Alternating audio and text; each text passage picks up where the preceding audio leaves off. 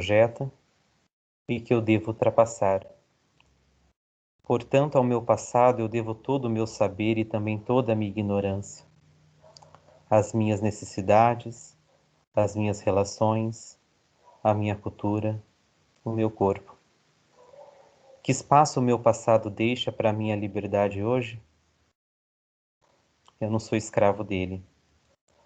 O que eu sempre quis foi comunicar da maneira mais direta o sabor da minha vida, única e exclusivamente. Eu vivo num mundo de homens e guardo em mim o melhor da minha feminilidade. Não desejo, nem desejo nada mais do que viver sem tempos mortos. Bom, esse poema ele fala sobre a questão do tempo, né? E o tempo que você dá no encontro e o tempo que você recebe de volta é algo que não volta mais. E não dá para começar esse encontro sem contextualizar que a gente está vivendo num dos piores momentos da pandemia, no momento em que 4.000 vidas são ceifadas, né? Um recorde aí muito grande. E então eu quero agradecer, né, imensamente ao tempo de vida de cada um de vocês, cada uma de vocês aqui, por participarem de um tema que é tão difícil de falar sobre, né, ainda mais em tempos tão conservadores e negacionistas que nós estamos vivendo. Bom, o título, ele traz uma provocação que eu acho que já é importante para começar o nosso encontro. Será que existe só o azul e o rosa? Né? Será que menino veste azul e menina só veste rosa? Como pensar a sexualidade além dessas normas que nos são impostas, né? Bom, esse slide ele fala muito, essa imagem, sobre a proposta que eu tenho para o encontro de hoje. As pessoas costumam reproduzir muito de que nós somos todos iguais. E, bom, eu preciso dizer para vocês que não, nós não somos iguais. Quando eu trato todas as nossas diferenças como se fossem igualdades, eu não possibilito que as pessoas tenham acesso às oportunidades, às mesmas oportunidades. Nesse primeiro exemplo aí da imagem, se for dada uma bicicleta igual para todas as pessoas, sem considerarmos as diferenças, será que vão conseguir chegar no final da corrida? Então é importante eu reconhecer as diferenças e entender como eu posso gerar oportunidades e acesso para as pessoas. E aí vem uma noção que ela é muito importante para o início do nosso encontro, que se refere a privilégios. Privilégios, o dicionário traz o seguinte: vantagem ou direito atribuído a uma pessoa ou a um grupo de pessoas em detrimento dos demais. Vocês conheciam essa palavra, essa definição sobre privilégios? Se vocês quiserem participar em áudio, no chat aqui, a gente vai tendo um bate-papo mesmo, de forma a não ser uma coisa monótona, só eu falando. O que vocês pensam sobre privilégios?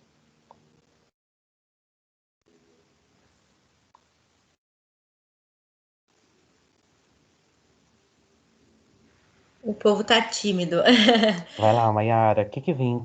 Quando você se depara com essa palavra, por exemplo, privilégios, o que você pensa a respeito disso?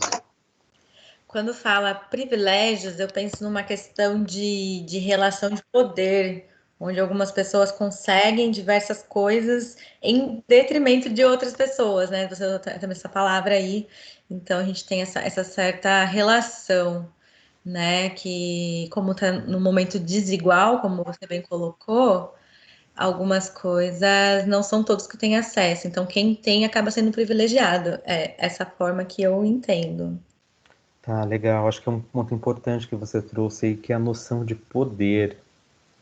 Bom, se nós somos, como as pessoas procuram acreditar, que nós somos todos iguais, então não existiria o poder, né? O poder é a prova de que nós partimos de lugares muito diferentes na corrida social, né? E que existem marcadores que são os marcadores sociais da diferença, né? Que a gente pode pensar em gênero, classe, raça, orientação sexual. Eu gosto de posicionar sempre, quando eu começo os encontros, o lugar de onde eu falo. Bom, eu sou um homem cisgênero. Eu vou explicar cada um dos conceitos para vocês. Eu sou um homem cisgênero branco. Um homem cisgênero branco gay, né? Isso vai explicando um pouquinho e posicionando o lugar de onde eu falo, né? Eu tenho uma formação enquanto psicólogo, uma especialização voltada para as questões da sexualidade. Isso vai delimitando muito o lugar da minha fala. E aí eu preciso pensar sobre a questão de privilégios. O que privilégio significa e o que não significa? Ter privilégio não significa que você é uma pessoa ruim, né? Quando a gente começa a tomar noção a respeito dos nossos privilégios, muitas vezes gera desconforto, né? As pessoas elas ficam, tenho privilégio, então eu sou uma pessoa ruim, ou fulano tem privilégio, então ele é uma pessoa ruim. Não. Ter privilégio não significa que você é uma pessoa ruim. Ter privilégio significa que existe todo um sistema atuando independente da nossa vontade. Quando nós viemos a este mundo, né, e nós nascemos, já tinha uma sociedade funcionando há muito tempo. Então, começar a tomar noção a respeito de privilégio possibilita com que algumas discussões elas aconteçam. Ter privilégio não significa que você não é oprimido em outras esferas sociais. Bom, eu nasci homem. A nossa sociedade ela é uma sociedade que trata homens e mulheres de maneiras muito diferentes. Vocês concordam com isso? Né? Só que o fato de eu ter o privilégio de ser homem não significa que eu não sou oprimido em outras esferas. Eu sou um homem gay, então eu não tenho o privilégio da orientação sexual heterossexual. O que isso significa? Isso significa que para eu andar de mãos dadas na rua com meu parceiro, eu preciso pensar muito sobre esse comportamento. Um comportamento que para a maioria das pessoas é tão automático e naturalizado que o simples pegar na mão do meu parceiro significa, né, o medo de ter uma violência física, o medo de uma agressão verbal, o medo de uma retaliação em público, né? Um simples comportamento de afeto é marcado com um discurso muito forte de ódio, de violência. Então, o fato de eu ter acesso enquanto homem a uma posição não significa que eu não possa ser oprimido em outra esfera. Ter privilégio não significa que você não se esforçou ou trabalhou duro, ou que deveria se sentir mal por ser bem afortunado. Ter privilégio não é uma competição para determinar quem é mais oprimido. Um outro privilégio que eu tenho e que eu estou me colocando aqui como exemplo para vocês é que eu sou um homem branco. Gente, isso me confere cada privilégio, cada acesso. Eu nunca fui parado à noite pela polícia. Não tenho essa experiência de ser revistado. Mas eu conheço N amigos pretos e pretas que o simples fato de andar na rua à noite em determinado horário já confere riscos, abordagens. Eu vou trazer alguns exemplos de casos clínicos que eu atendo e que ilustra muito esse exemplo. Eu atendo uma mulher negra, nordestina, eu moro em São Paulo e atendo em São Paulo, que ela foi se descobrir nordestina e negra quando ela chegou em São Paulo, na capital. Porque enquanto ela morava na Bahia, ela não se pensava dessa forma. E aí, em meio à pandemia, em que ela teve que o uso de máscara, né, para entrar dentro dos estabelecimentos comerciais, teve uma noite que estava muito fria. E ela chegou em atendimento no consultório, nervosa, né, no atendimento online, me contando que ela entrou com capuz, né, com capuz, a máscara, e que a primeira coisa que o segurança do supermercado fez foi pedir para ela abrir a bolsa para conferir tudo que tinha dentro ali, porque o segurança achou que a bolsa dela estava um pouco volumosa.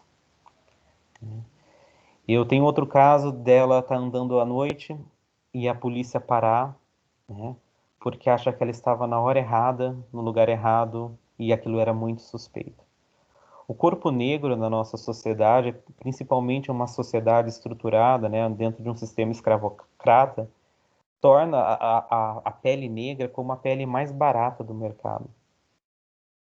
As vidas que são consideradas, principalmente no contexto que nós vivemos, como vidas descartáveis. Bom, eu não vejo cores, né? As pessoas costumam dizer para mim, somos todos iguais. Bom, se eu pegar um currículo, né, e considerando que tinha um homem negro que estava na minha sala durante a minha graduação, mesmo com a mesma formação, partindo de lugares muito semelhantes, quem vocês acham que a empresa, por exemplo, se candidatasse um currículo, iria contratar para a vaga? Então é importante pensar que a nossa pele enquanto terapeutas, né, futuros terapeutas, vocês estão em que ano? Primeiro? É. Quando vocês chegarem para atender o cliente de vocês, a pele de vocês vai estar contando muito sobre o lugar de onde vocês falam. Muito mais do que o verbal, porque, de verdade, doenças, transtornos mentais, vocês vão encontrar todos descritos nos livros. Teorias também.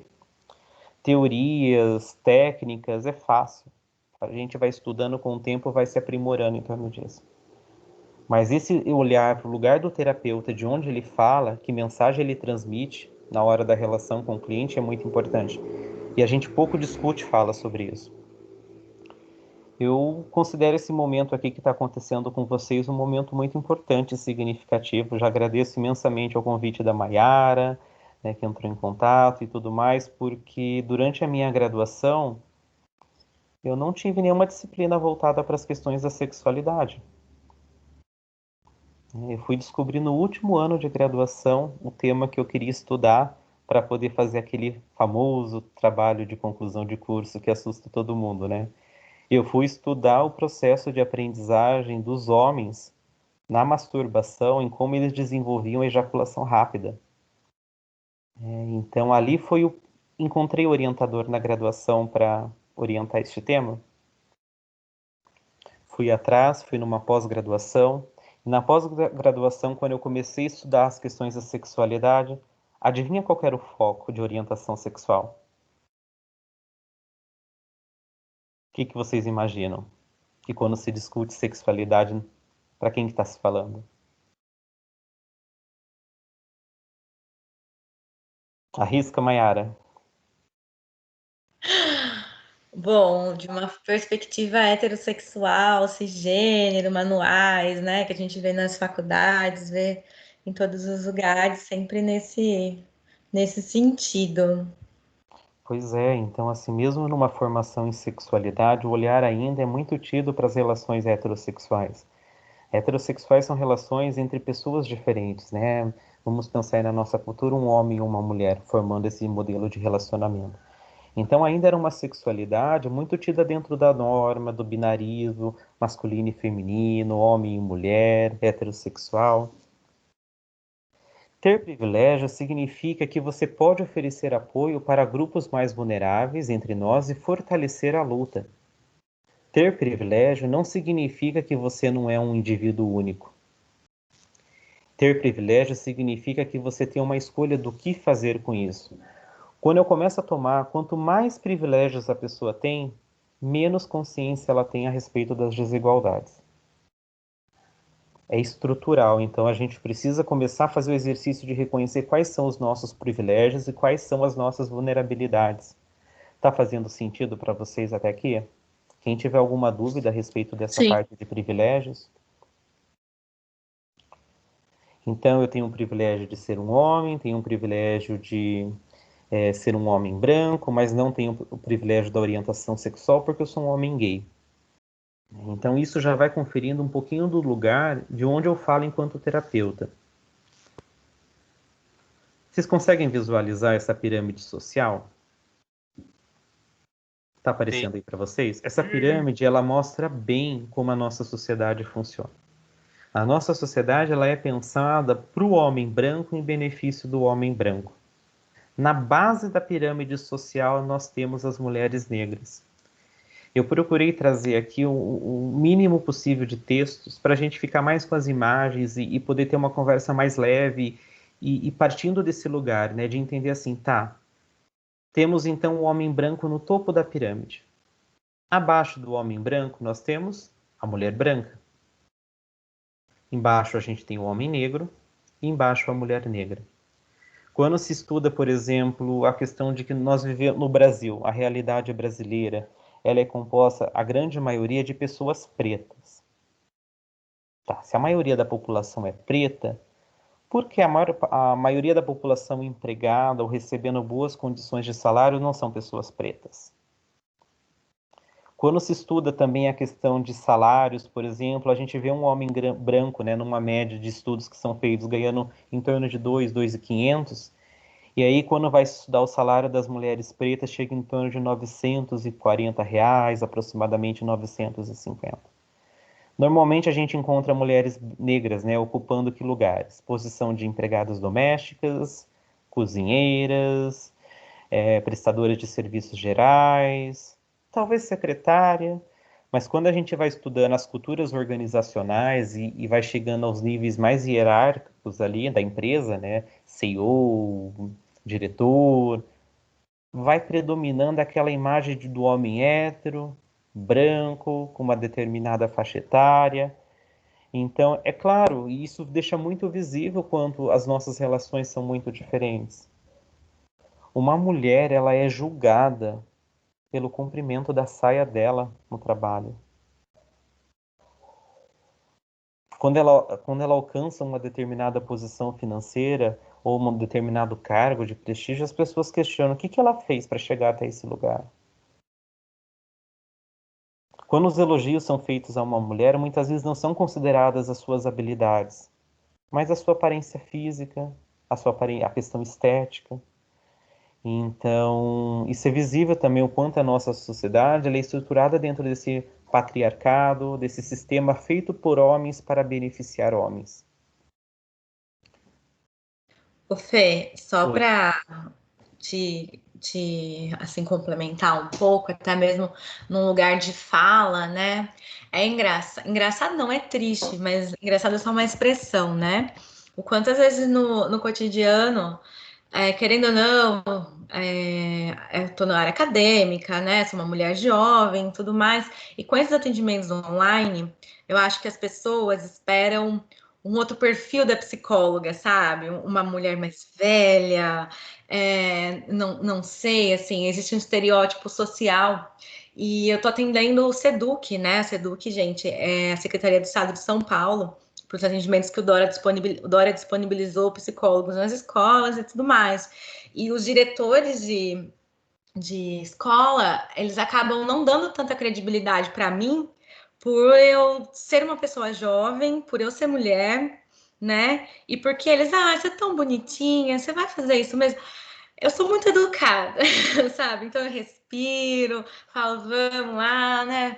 Mas às vezes chega a dar uma certa. Causa um certo desconforto isso, né? No sentido de que, então você me acha bonita, então significa que eu não sou capaz, tá ok? Então eu sou jovem, eu não sou capaz. E uma coisa não tem nenhuma ligação com a outra, né? Que você falou disso, eu senti de dividir essa experiência.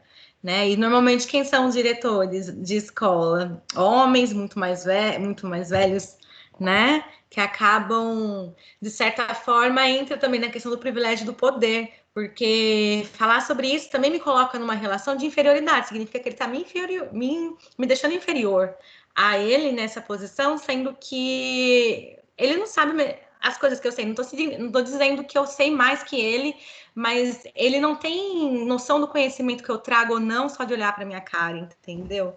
Então é bem complicado. Bom, acho que tem pessoas que levantaram a mão, Fê. Deixa eu ver quem são. Leandro, João Pedro e Carolina querem falar. Aê, a galera quer falar. O Leandro foi o primeiro, hein, gente? Quem foi o primeiro? O Leandro. Então tá. Leandro começa. Depois, quem é? Boa noite, Felipe, tudo bem? Boa noite, Leandro.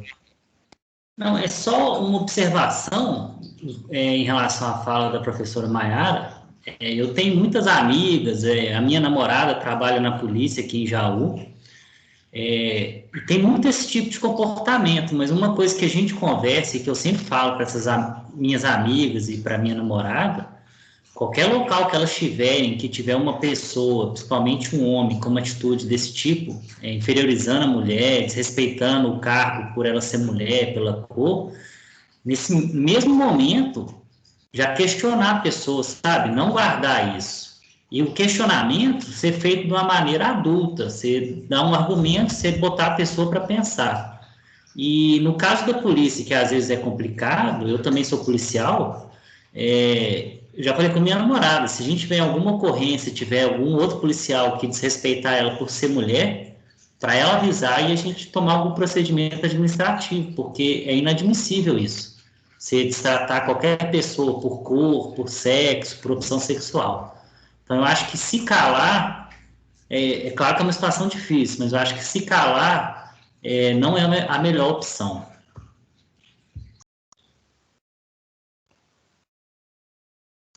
Terminei. Tá. Muito Eu vou obrigada. deixar o pessoal, o João Pedro e a Carolina, e aí eu vou complementando a fala de vocês, tá bom? Eu dou um retorno para vocês. Certo, posso falar então? Vocês estão me ouvindo bem? Sim. Eu tenho uma coisa na minha vivência, Felipe. Primeiro, boa noite, prazer em conhecer Boa aí. Eu sou noite. João Pedro, daqui de Jaú. Tem uma questão da minha área que é muito interessante. Eu trabalho na prefeitura, eu sou concursado na prefeitura aqui, e eu tenho a atribuição de trabalhar com créditos consignados dos nossos servidores. Teoricamente, são empréstimos dos nossos servidores. Então, eu trabalho com banco basicamente o dia inteiro.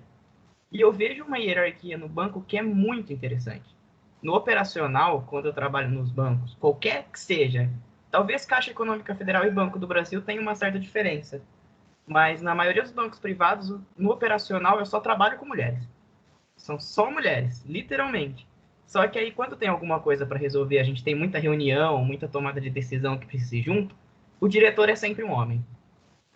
O único que eu conheço aqui da região que vem uma mulher é a Caixa Econômica Federal. E aí eu acho que tem a situação de ser servidor público. Então é concurso público. Então a gente sabe que aí é um pouco mais difícil dessa diferenciação. Inclusive, eu acho que o setor público hoje, por ter essa maneira de escolher as pessoas que trabalham nele, acaba que isso fica um pouco mais, pelo menos, menos forte. Não sei como eu posso dizer. Uhum. Porque lá onde eu trabalho, por exemplo, eu posso dizer com orgulho que as minhas chefes e minhas superiores hierárquicas é tudo mulher, basicamente. Só se a gente for colocar o prefeito ali, que é, e o secretário, porque o resto, todo mundo de carreira ali é mulher. Então tem esse ponto. Eu só queria trazer isso, porque eu acho que no banco isso é muito enraizado. E eu já cheguei a ouvir de gente com experiência em recursos humanos que fala que é proposital. Que é interessante ter uma menina ali bonitinha, recém-formada para atender o cara. Porque geralmente quem vai pegar emprestar dinheiro ou pegar empréstimo é um cara que tem grana, então ele quer se aparecer para a menina, então ele acaba deixando mais dinheiro, pegando mais dinheiro, e assim vai a situação. Não sei se é verdade, mas tem esse ponto que cutuca um pouco. Importante a sua fala também. Quem que é a Carolina? Oi, sou eu. Tá, Tudo bem?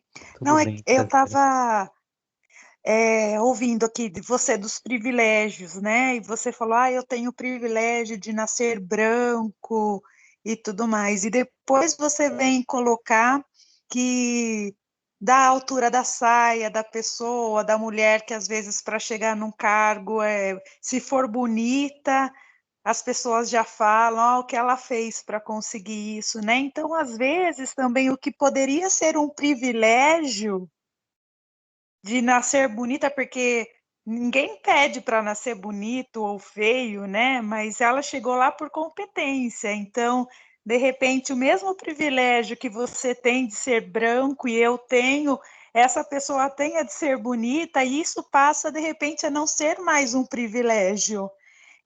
Até inverte, né? Isso passa, deixa de ser um privilégio para ser algo, como é que falam? Uma desvantagem, né? Porque ela é bonita. Talvez se fosse feia e estivesse no mesmo lugar, as pessoas, essa aí se esforçou, né? Essa aí está aí por méritos, mas porque é bonita, de repente não, ou não é capaz, ou fez alguma coisa para conseguir, como a Maiara, de repente, se a Maiara fosse feia, mais velha, talvez não surgissem esses comentários, né, que ela é obrigada a ouvir. Então, às vezes, também o privilégio de algumas coisas, por esse ponto que você colocou, passa a ser uma desvantagem também na vida da pessoa, né? Depende do ponto de vista que você olhar. Tem um Minha livro, opinião, não sei se eu estou Carolina, essa correta. fala é importante e agradeço a contribuição de todo mundo que ligou o áudio aí para falar. Tem um livro que eu sou apaixonado. Eu já li, estou indo para minha terceira leitura dele, porque movimenta cada vez que eu leio reflexões tão diferentes, que é Mulheres, Classe e Raça, o livro de Angela Davis, né? Ela faz essa referência a 3 marcadores diferentes, que é gênero, raça e classe. Quando a gente fala desse binarismo, né, bonito e feio, a gente está partindo de um lugar de beleza que é aquele modelo que nós falamos de modelo eurocêntrico. No nosso país, na nossa cultura, a ideia do que é ser bonito está muito relacionada à pele branca, a olhos claros, a ideia de magreza, né? Então esses valores, essas normas, então quando a gente pensa numa figura de uma mulher bonita, muitas vezes o viés inconsciente, ele é direcionado para esse corpo de modelo, para essa mulher alta, magra, com uma pele clara, e então a gente fica muito preso nisso, tanto na questão da instituição, né, dos bancos, quanto o outro exemplo da polícia. O machismo, ele é um sistema feito por homens para beneficiar homens. E é um sistema que oprime tanto os homens quanto as mulheres. Mas ele é feito por esses homens, então a gente precisa discutir sobre isso. Há uma desinformação ainda muito presente, enraizada, que é a ideia do feminismo como um sistema para destruir os homens, né? Eu, enquanto homem, não tenho propriedade para falar o que é ser uma mulher, como é essa vivência da luta feminista, mas eu posso ser um aliado nessa luta. O feminismo ele busca trazer a questão da equidade, né, de que mulheres e homens têm os mesmos acessos, as mesmas oportunidades, e que não hajam essas diferenças aí que posicionem cada um em lugares muito desiguais. Aqui, ó, nesse slide, é mais ou menos como a sociedade funciona. O homem branco, para ele chegar ali no ponto final da corrida, o caminho é muito mais livre do que se for uma mulher, e ainda se tiver a questão da cor, os desafios são maiores ainda. Então, o que eu quero trazer de provocação para vocês é entender esses pontos de que nós não somos todos iguais, de que o nosso corpo transmite uma mensagem e que sim, somos todos preconceituosos. Esse negócio de entrar no rolê falando, mas eu não tenho preconceito. Sim, você tem preconceito, somos todos preconceituosos porque a sociedade, a cultura, ela modela os nossos comportamentos.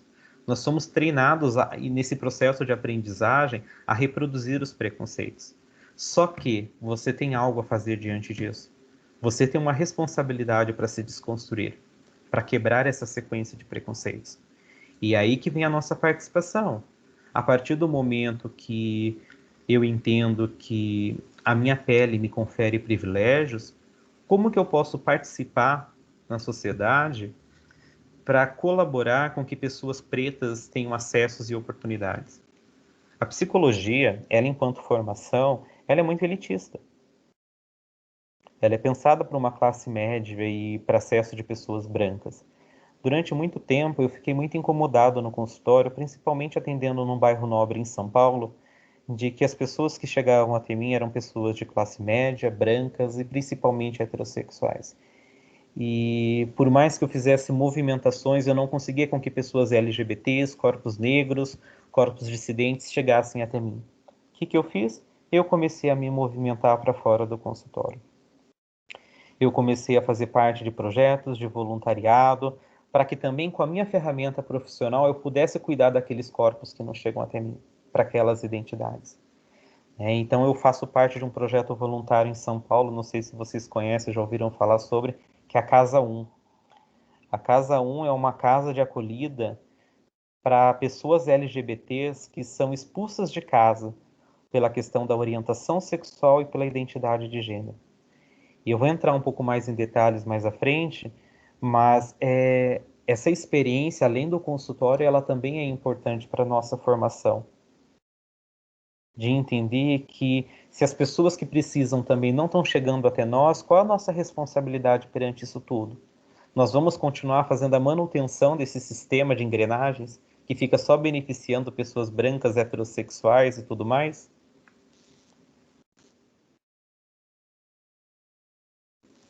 A ideia de sexo, quando a gente fala nesse termo sexo, a questão da genitália, é um conjunto de órgãos reprodutores, especialmente órgãos sexuais estéreis. Então, no nascimento, vamos pegar um exemplo, pensar numa mulher que está grávida do seu primeiro filho. Ela vai fazer o exame, na hora lá o ultrassom, ela descobre que o sexo, que tem um pênis. A sociedade, a partir do momento que identifica o sexo da criança, ela vai construindo uma série de expectativas em torno desses corpos. Então, pênis vai receber um sexo masculino, provavelmente o chá de revelação, que eu acho terrível. Se tem uma coisa que eu acho terrível é chá de revelação, né? Essa ideia, então, vai receber uma cor azul, vai brincar de bola, carrinho, vai receber um nome esperado para meninos, vai poder expressar sexualidade desde a infância até a adolescência, né? Quando tiver um menininho pelado brincando, o pai e a mãe, ou principalmente o pai, vai dizer: mostra aqui pro papai que você é homem. Em cidades de interiores isso ainda muito acontece, de levar a criança para ter a primeira relação com profissionais do sexo. Se ele tiver uma liberdade sexual de poder ir para baladas e festas e ficar com várias pessoas, vai ser chamado de garanhão, galã, pegador. Se vier a casar, porque essa não é uma obrigatoriedade feita para homens, vai poder trabalhar fora de casa. As obrigações pelo cuidado dos filhos e das tarefas domésticas não vai ser esperado dele. Se ele chegar no final do dia e brincar 5 minutinhos com a criança, vai ser chamado de bom pai. Não precisa ser fiel no relacionamento. Esse é mais ou menos o caminho que é delineado quando você tem um pênis na nossa sociedade. Agora, se é identificado que você tem uma vulva lá no ultrassom, provavelmente vai receber um nome esperado para meninas, vai gostar de rosa, pode usar vestido, saia, brinquedos e brincadeiras, boneca, casinha, escolinha, geralmente brinquedos e brincadeiras que colocam a mulher dentro de casa. É uma forma de socializar a criança para os papéis que ela vai desempenhar enquanto adulta, sendo a principal responsável pelo cuidado dos filhos e pela manutenção da casa. Tem que casar virgem. Hoje talvez não mais, né? Mas talvez tenha que ter poucos parceiros. Se ficar com muitas pessoas, vai receber o título de puta. As expressões, porque além delas nos aproximarem, são realidades que a gente escuta em consultório. Ela vai ter que se preocupar com o tamanho da saia. Se sofrer qualquer tipo de violência sexual na rua, a primeira pergunta que vão fazer é: o que ela estava fazendo lá? Por que ela estava com essa roupa? Olha quantas diferenças existem entre ser homem e ser mulher. O quanto tudo isso confere em papéis e expectativas que são muito diferentes, tanto para um quanto para outro. E a gente tem uma responsabilidade do que fazer diante disso. Eu brinco e falo assim: ao invés de ser um chá revelação azul e rosa, por que não possibilitar para a criança acesso a cores diferentes? Brinquedos e brincadeiras, a boneca, assim como a bola é considerado um brinquedo universal, meninos que brincam de boneca, desde pequenos, crescem adultos que conseguem reproduzir relações de cuidado com crianças e filhos. Diversas pesquisas nos Estados Unidos foram mostrando que, principalmente em comercial, em propagandas, que meninos que brincavam de boneca conseguiam expressar mais facilmente suas emoções. A criança, ela reproduz através do brinquedo, do brincar, todo o universo lúdico, né? Ela expressa suas emoções. E aí, os brinquedos e as brincadeiras que são esperados para homens, muitas vezes estimulam o quê? A agressividade, a violência. Homens não são ensinados a expressar suas emoções, a não ser a agressividade. Eu também estudo, por cuidar da população LGBT, a questão de luto e suicídio. São temáticas muito presentes no consultório. É muito presente a questão da ideação suicida, tentativas de suicídio com o público LGBTQIA+. E muitas vezes as pessoas que mais morrem por suicídio são homens, porque tendem a utilizar métodos mais agressivos na hora de morrer por suicídio. Arma, né? A arma costuma ser enforcamento. Mulheres, elas têm mais tentativas de suicídio, mas elas morrem menos pelo suicídio em si. As medicações, as mulheres que recorrem a métodos para suicídio geralmente são uso de medicamentos, o abuso de medicações, porque é uma preocupação grande, embora seja, sei lá, o viés inconsciente, de que a mulher ela tem que preservar a imagem do rosto na hora do funeral. Ainda há cobrança estética para essa mulher depois da morte. Isso não acontece com os homens. Então, esse ponto é importante de cuidar dos homens para que eles expressem suas emoções. E eu estou vendo várias mãozinhas erguidas aqui. Acho que pode ser um momento aí para dar um pouco mais de continuidade.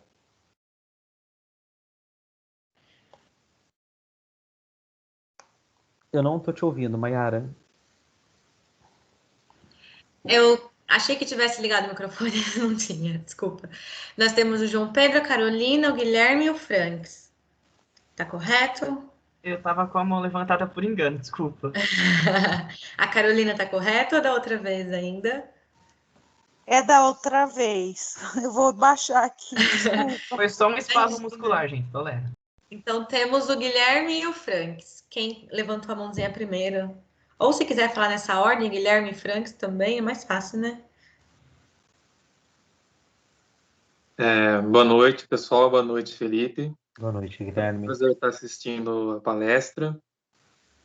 Queria fazer um comentário a respeito, né, que foi comentado a respeito de suicídio, né, e a homossexualidade, que tem, né, bastante a ver com as questões de morte desse grupo de pessoas.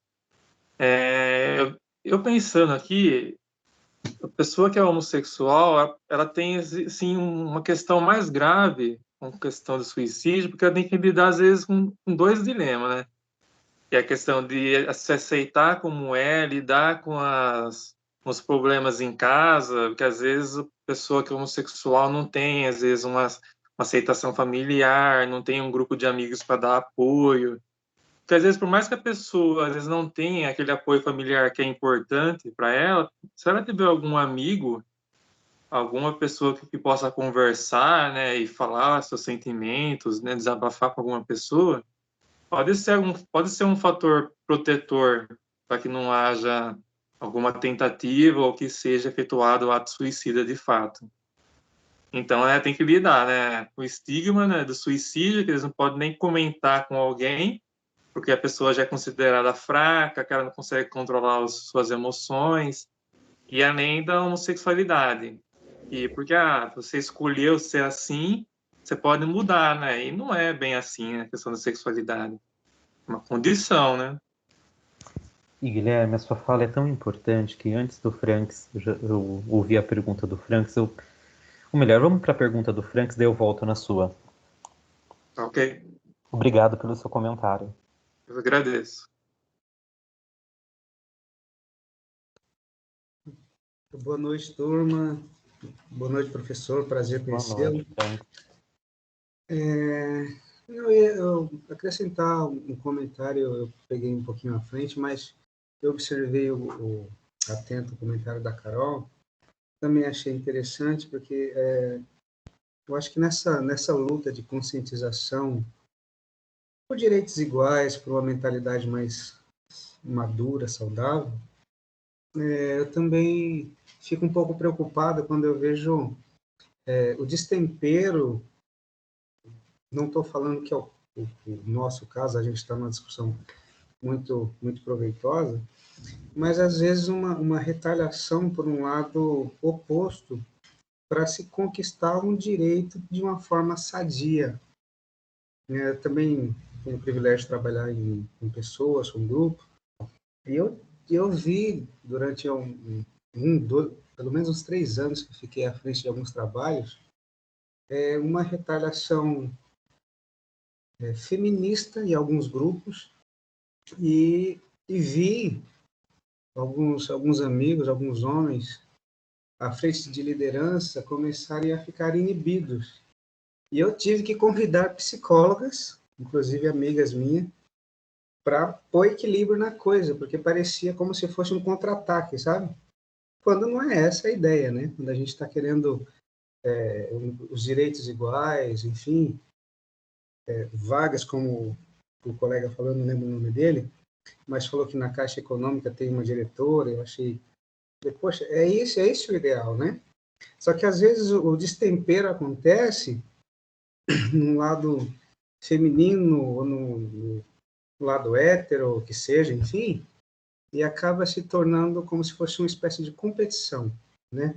Isso, e aí eu penso que o nosso lado, assim, como terapeutas, psicólogos, enfim, dá equilíbrio à coisa, né? Lembro-me que também, sobre a questão de raça, eu não me senti atingido até chegar esse momento, né?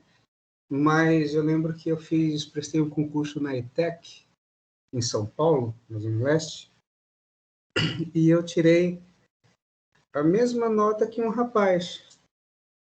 E quando foi, né, eu achei interessante, porque teve o primeiro lugar, o segundo lugar e o terceiro lugar. E, independente da colocação, né, eu fiquei em um lugar abaixo. Eu falei, mas por que se foi a mesma nota, as mesmas coisas? Eu não entendi. Qual foi o critério de ficar abaixo? Não, porque ele era negro. E o negro, ele sofre preconceito. Então, no empate, ele fica à frente. Eu falei, fiquei pensando, falei, que critério? Eu falei, poxa, mas isso seria igualdade, justiça? Não sei.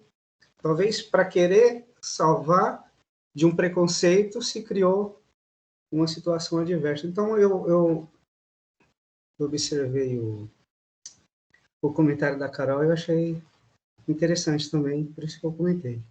Franz, eu vou começar pela sua fala, que é mais fresca, e aí eu volto na fala do colega, que tem alguns pontos, assim, eu entendo o questionamento que você faz, e ele é muito comum, não é um questionamento isolado, a gente vê isso se reproduzindo, mas tem alguns pontos que eles são importantes para esse momento.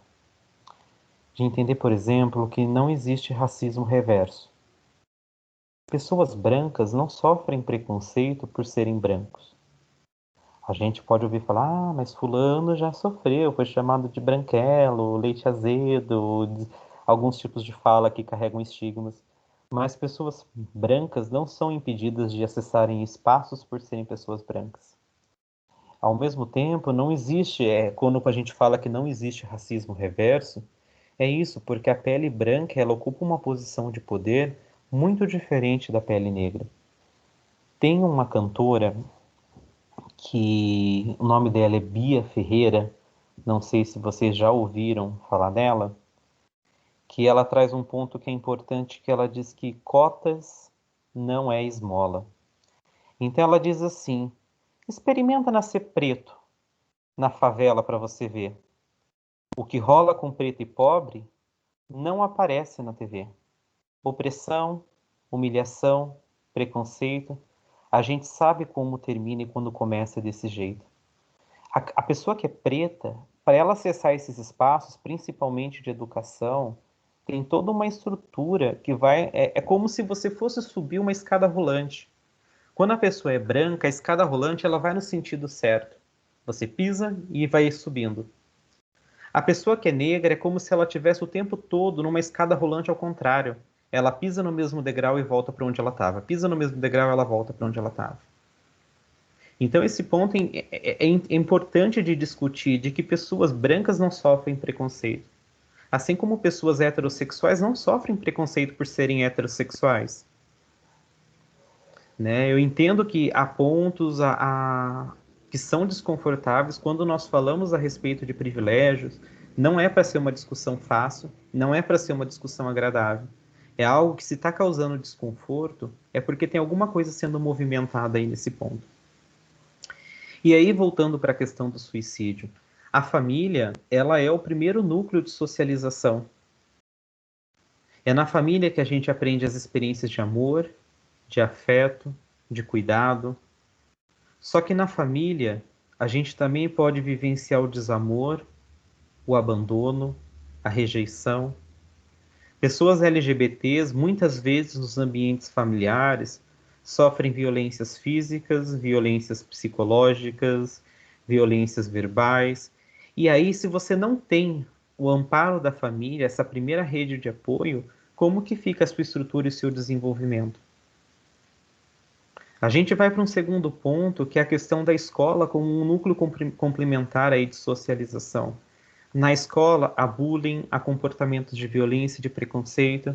E se você não termina a escola, qual é a chance de você se inserir no mercado de trabalho? De conseguir um emprego legal, um emprego que possibilite acesso?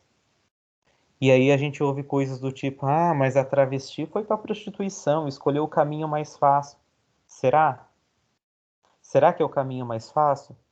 Nós somos o país que mais mata LGBTs no mundo. O Brasil está em primeiro lugar com violência transfóbica, com morte de travestis e transexuais. A expectativa de vida de uma travesti e de uma transexual no país é em torno de 35 anos, enquanto para o restante da população está entre 70 e 80. Se a gente tem uma população vivendo tão pouco, o que será que acontece para que isso se efetive? Esse outro ponto aqui que eu trago, que é a questão da identidade de gênero, que é o gênero com a qual a pessoa se identifica, podendo ser uma pessoa cisgênero, quando ela se identifica com o gênero designado ao nascer, ou transgênero, quando não se identifica com o gênero designado ao nascer. O que esse termo, essa definição traz? Se você nasceu com pênis, se olha no espelho, se sente homem e se reconhece como homem, você é uma pessoa cisgênero. Há uma concordância entre o sexo designado ao nascimento com a sua identidade. Só que há pessoas que essa conta não bate. Há pessoas que o simples fato de nascer com determinado genital não faz com que a identidade de gênero e o gênero se manifeste em concordância. Lembrem de uma coisa, o sexo, ele é biológico.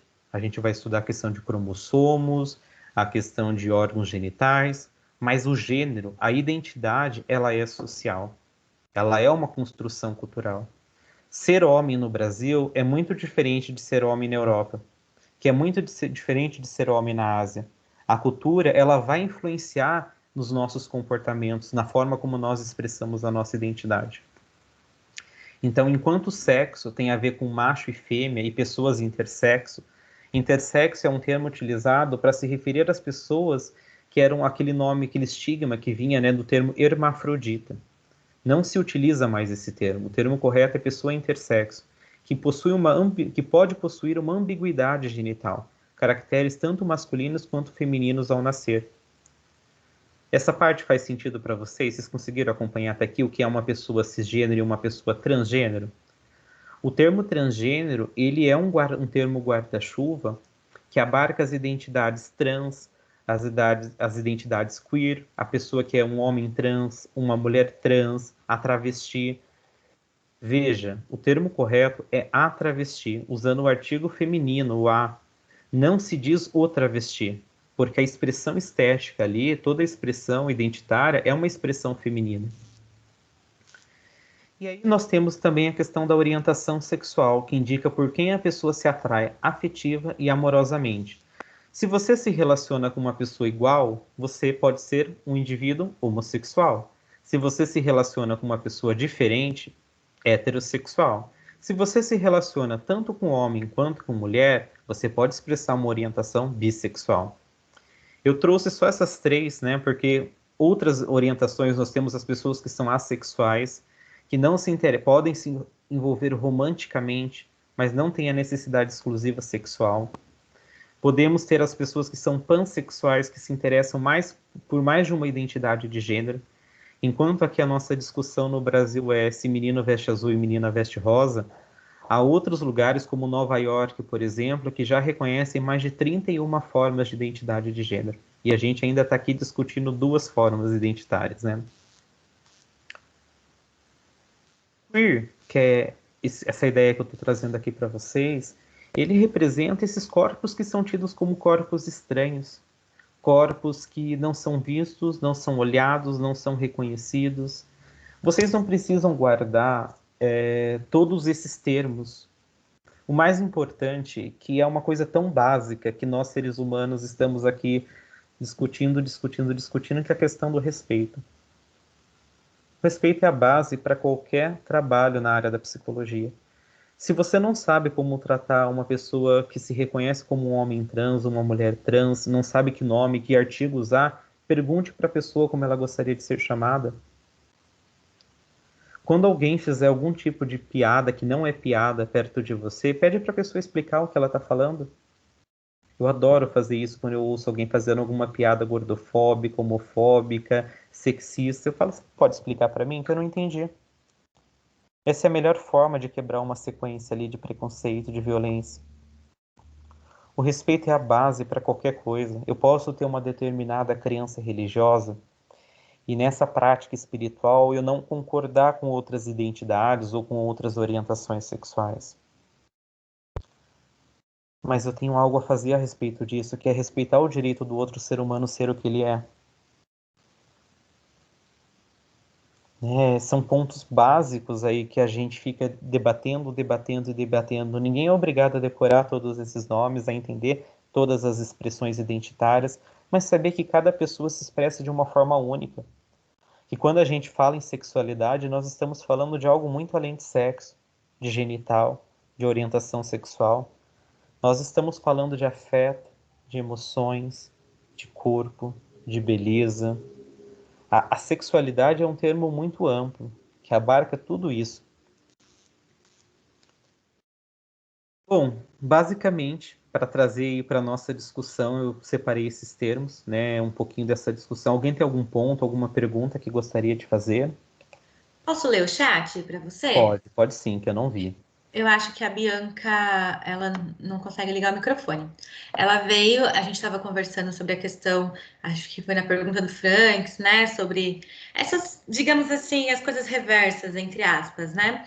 E ela colocou assim, que eles criaram uma nova sexualidade na qual os homens, né? No caso, os homens cis, dizem sofrer igual o público LGBTQIA+. Chama super hétero. Em seguida, ela explicou quem são os super héteros, né? Nós temos super heróis aí do machismo. É uma palhaçada, professor.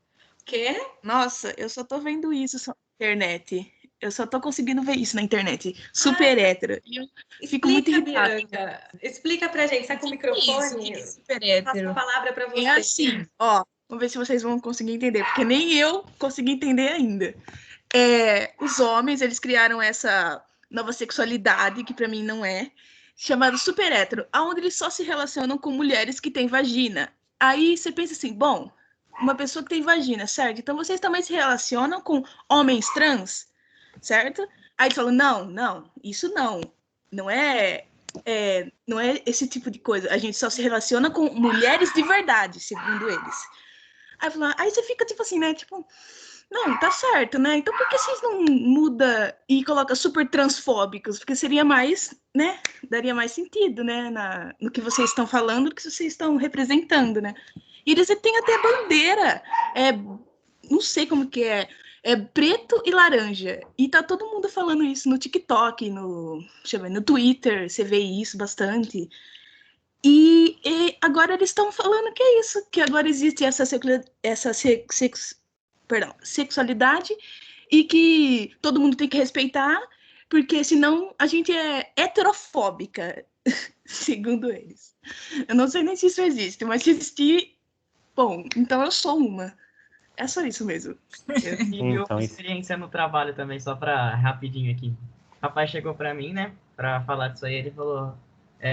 João Pedro, o que você acha dessa questão de super hétero aí, né? Como que você acha disso aí? Aí eu perguntei o que era, ele me explicou exatamente isso. Aí ele falou, e o que você acha? Eu falei assim, honestamente, ele falou, eu acho que tem mais que se fuder, desculpa, porque não tenho o que falar. Não, é uma coisa tão absurda. E tudo isso começou porque, pelo que eu sei, começou num chat. Espera aí que o meu cachorro tá latindo muito. Parece que começou com um desses caras que é tipo macho alfa e o caralho é 4, não é? Que fica coisando na internet e bababá, testosterona. Sim, começou num tipo de um chat.